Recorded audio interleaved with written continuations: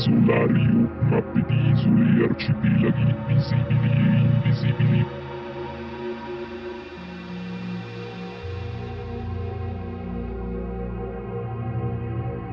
Isolario, mappe di isole e arcipelaghi visibili e invisibili.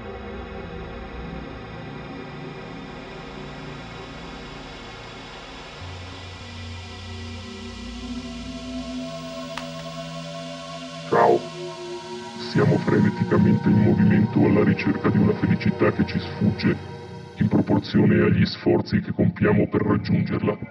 Cosa ne pensi? Come si fa a essere felici? La ricerca della felicità è un obiettivo irraggiungibile per l'uomo, forse. È irraggiungibile perché la felicità è la felicità di un attimo.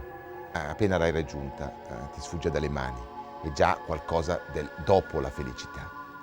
Questa condizione, in qualche modo esistenziale, forse è una condizione che non ha tempo, una di quelle cose che appartengono alla dimensione stessa dell'esistenza dell'uomo, però prende come sempre dei colori, delle tonalità a seconda delle epoche. Ora oggi di nuovo siamo fluttuanti, oscillanti.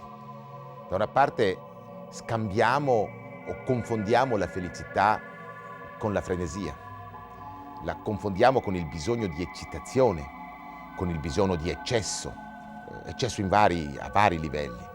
Eccesso del funzionamento del corpo, eccesso degli oggetti che mi attorniano, eccesso delle esperienze, eccesso come quella necessità di avere una sovrabbondanza di eventi in cui essere immerso.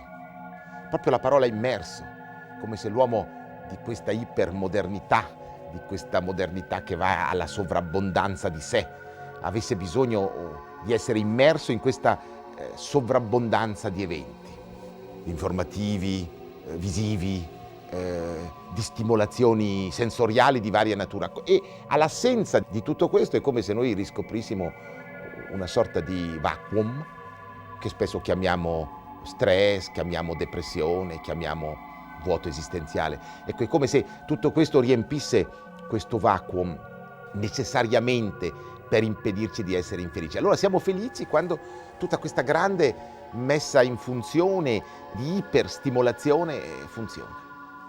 Naturalmente questo divide il mondo già in due parti, in coloro che ce la fanno, che riescono a funzionare adeguatamente a questo mondo di iperstimolazione sensoriale, quindi di eccitazione psicologica, sociale, globale, oppure chi non ce la fa, chi soccombe perché in qualche modo questa troppa esposizione li ha usurati.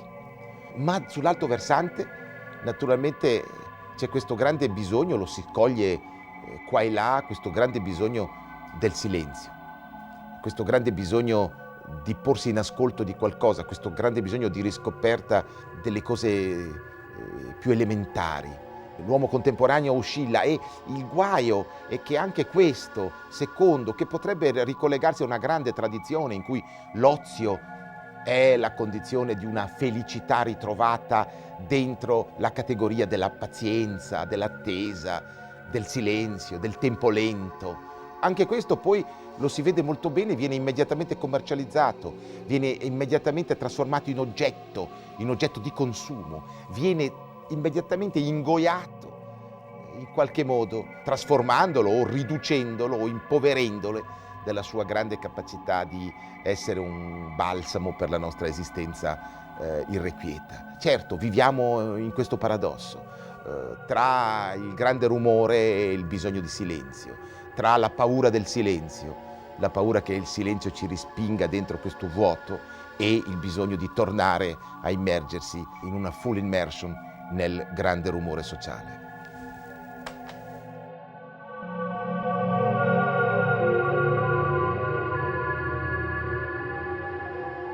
Isolario, mappe di isole e arcipelaghi visibili e invisibili.